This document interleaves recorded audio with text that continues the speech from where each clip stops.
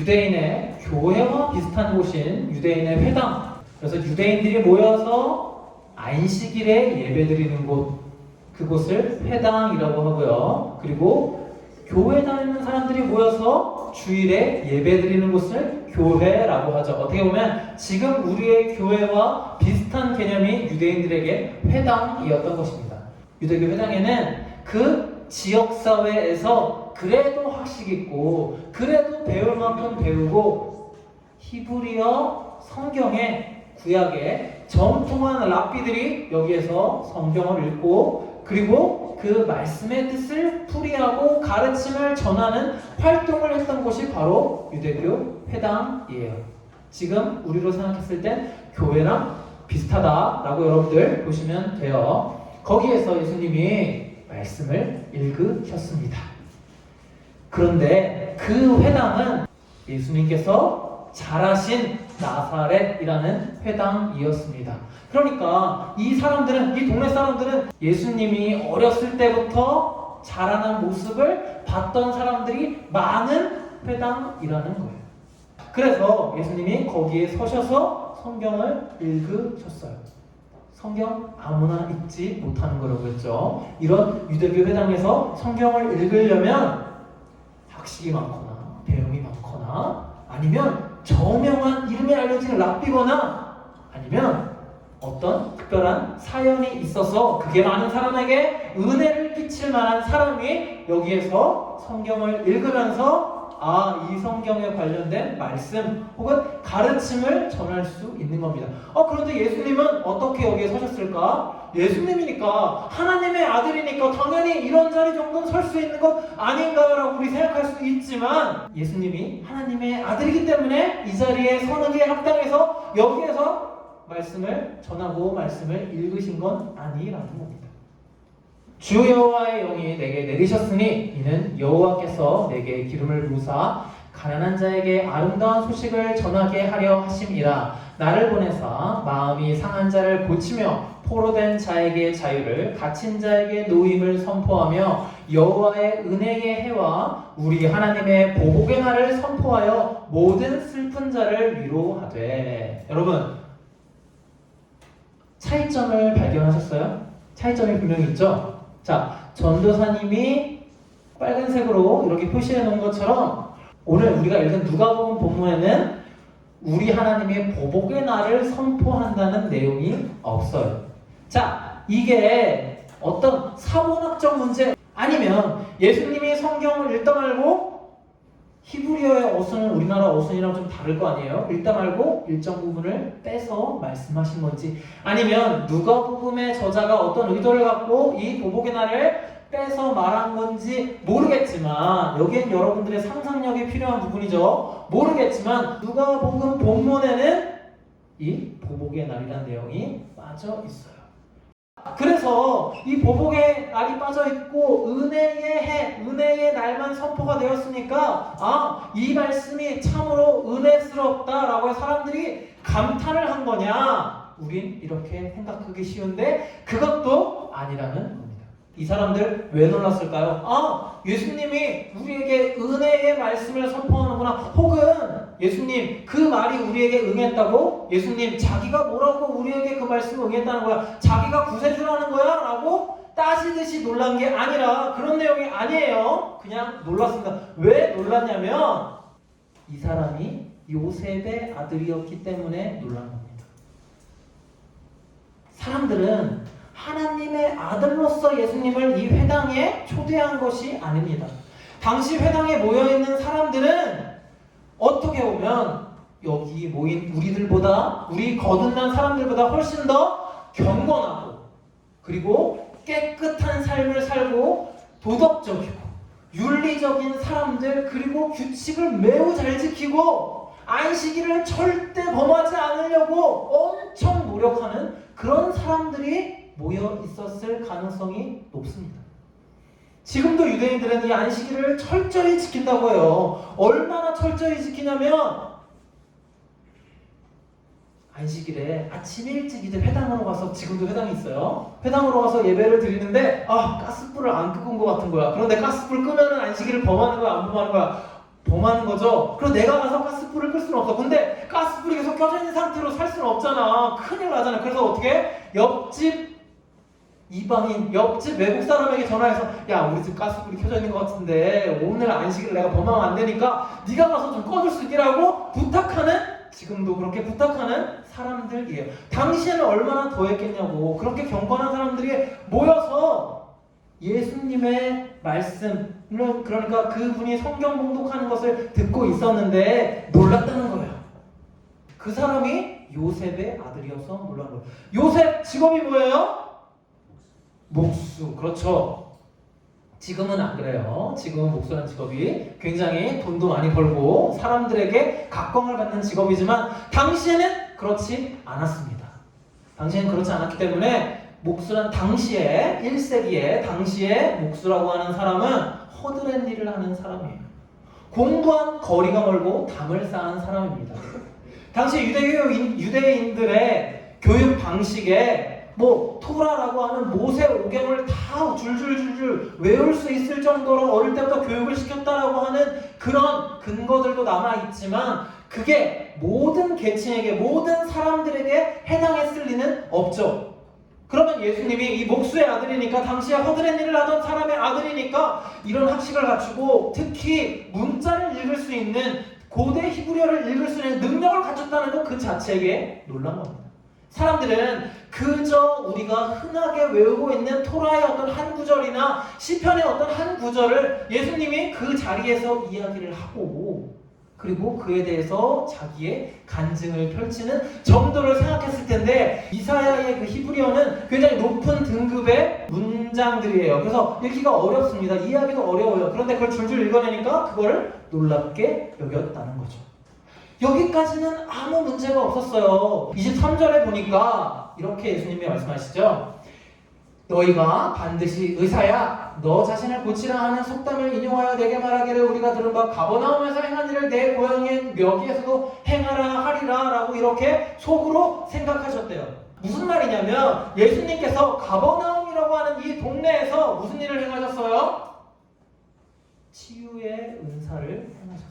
치유의 기적을 행하셨어요. 아픈 사람도 예수님한테 오니까 병이 나았다는 거예요. 그리고 동네를 돌아다니면서 사람들을 고칠 수 있는 이 이적을 행하는 예수님이 굉장히 유용했던 거죠. 어떻게 된 일인지는 모르겠으나 예수에게 그런 능력이 생겼으니 당시 나사렛에 있었던 병자들을 좀 고쳐주길 원했던 거죠. 그래서 예수님이 이렇게 말씀하시는 겁니다. 아니, 가버나움에서 네가 그렇게 많은 병자들을 고쳤다며, 귀신을 쫓았다며, 그러면 우리 동네에도 와서, 우리 동네 너가 태어난 그 고향 나사렛에서도 그런 기적을 좀 베풀어야 하지 않겠니? 라고 니들이 속으로 생각하고 있을 거다 라고 말씀하시는 거죠. 그런데 예수님은 그 사람, 모든 사람들의, 거기 나온 경건한 그 사람들의 그 기대를 저버리시고 그 사람들의 기분을 상하게 하는 한마디를 던지십니다. 5절부터 27절의 말씀입니다.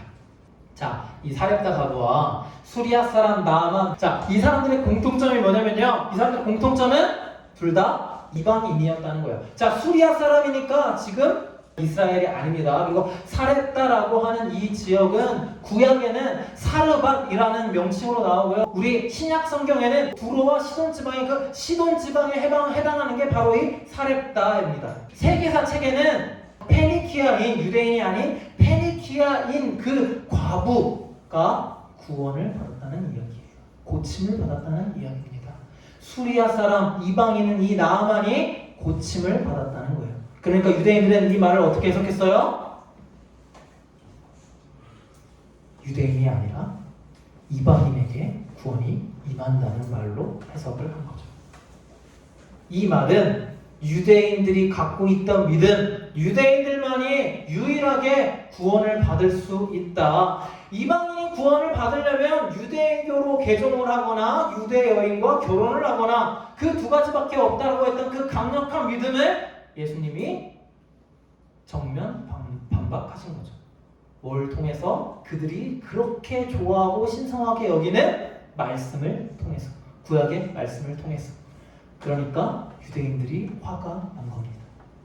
여기 있는 유대인들 그 경건하고 안식일을 범하지 않기 위해 전전긍긍하고 노력했던 그 유대인들이 그래서 화가 난 거예요. 전까지는 괜찮았습니다. 요셉의 아들 아니냐 할 때는 그냥 신기한 정도였어요. 그런데 예수님이 이 이방인에 대해 예시를 들고 이 이방인에게 구원이 임한 그 사례를 드니까 그때부터 화가 엄청나게 났던 거죠. 이 배경 속에는 이 한마디 가지고 그렇게 예수님을 죽일 정도로 화를 내 이 배경 속에는 예수님이 자기보다 못하다는 생각이 있었던 거예요. 예수님은 그저 요셉의 아들일 뿐입니다.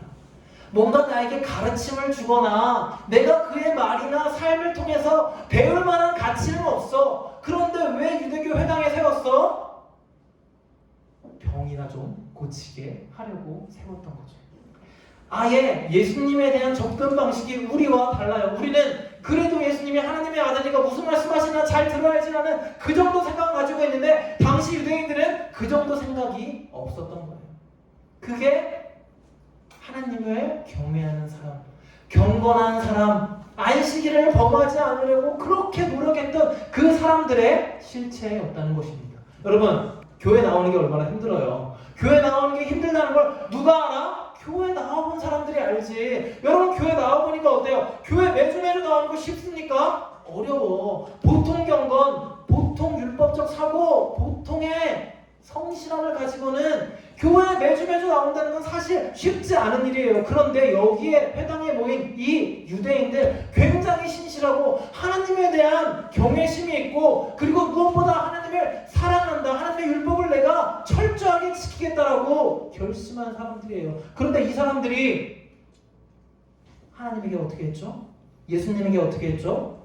심지어 그들이 그렇게 성경에 철저하게 지키고자 한 성경에 써있고 십계명에도 써있고 그들의 율법과 그들의 규칙과 그들의 금하고 있는, 그들의 사회적 문화적으로 금하고 있는 살인을 언제 저지르려고 했어요? 안식일에 저지르려고 했던 것입니다. 너무 화가 나서 예수님을 죽이려고 했으면 그 자리에서 죽이면 되지, 왜 산에 끌고 올라서 낭떠러지에서 떨어뜨리려고 했어? 사고사로 위장하려고 했던 거죠. 이런 교묘함까지 보이는 거예요. 이게 경건한 사람들의 실체라는 것입니다.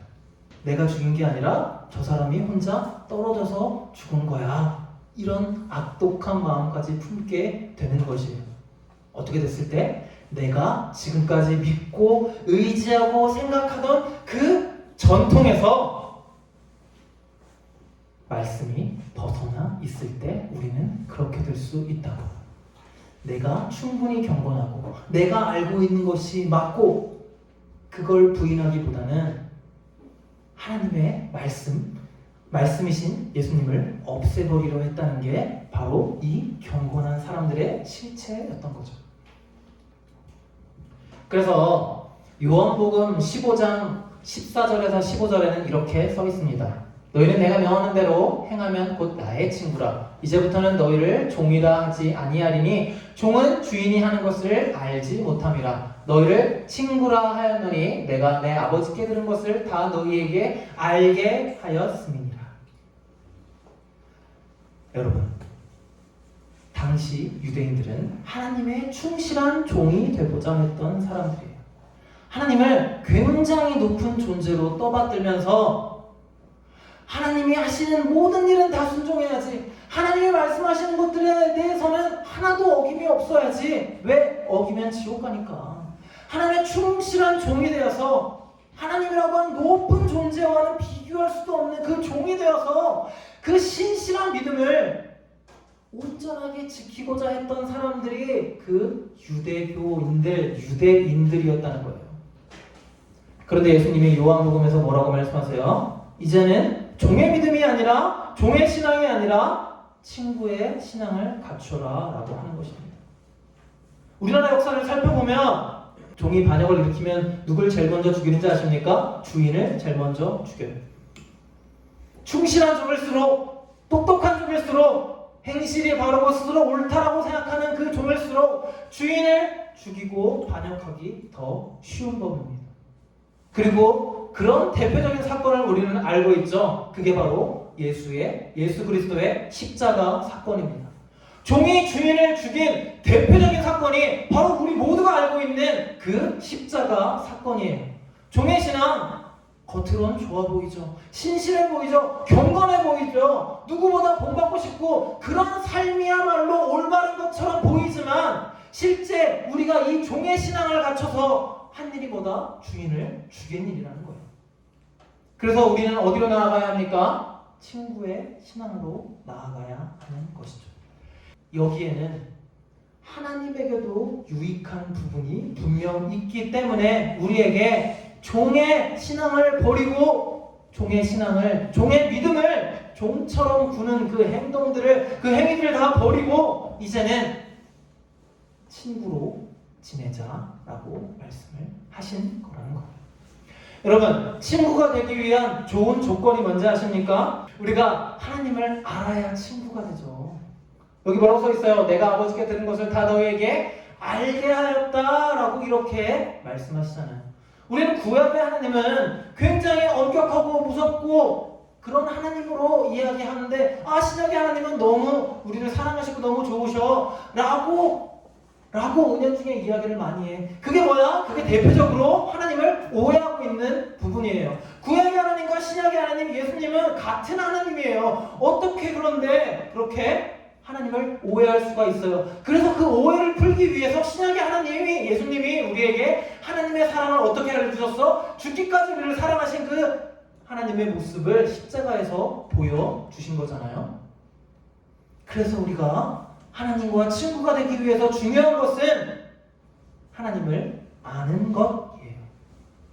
그저 교회에서 시키는 대로 열심히 교회 다니고 봉사 열심히 하고 주일 성수 열심히 하고 11조 열심히 내면 되는 게 아니라 하나님을 알아야 된다고요. 자, 호세아서 6장 3절에 이렇게 써 있습니다. 호세아서 구약이에요, 신약이에요? 이미 구약에도 이렇게 이야기를 하셨어요. 그러므로 우리가 여호와를 알자, 힘써 여호와를 알자라고 이렇게 써 있는 겁니다. 친구가 되려면 어떻게 해야 돼요? 우리가 그 친구에 대해서 알아야 친구가 되죠. 우리가 하나님과 친구가 되려면 어떻게 해야 돼요? 하나님을 알아야 친구가 되죠. 하나님과 친구가 된다는 건 결코 여러분 되바라지거나 건방진 게 아니에요. 하나님이 원하시고 하나님께도 유익이 있고 그리고 우리가 하나님과 친구가 됨을 통하여 하나님이 원하시는 신앙의 모습, 믿음의 모습이 완성된다는 것입니다. 더 하나님을 많이 알고 친구의 신앙을 회복할 수 있는 사람들이 되었으면 좋겠어요.